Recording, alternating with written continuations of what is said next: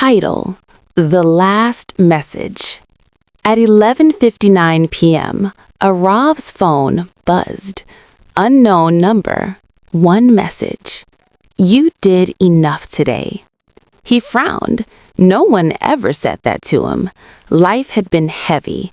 Missed chances, silent nights, dreams on pause. The next night, the message came again. Rest. Tomorrow needs you.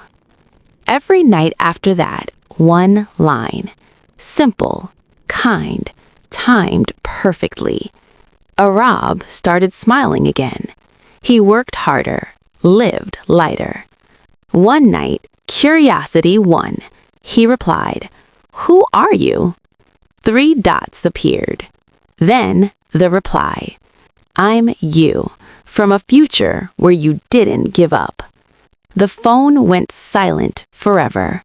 But Arav never needed another message because he became the future himself.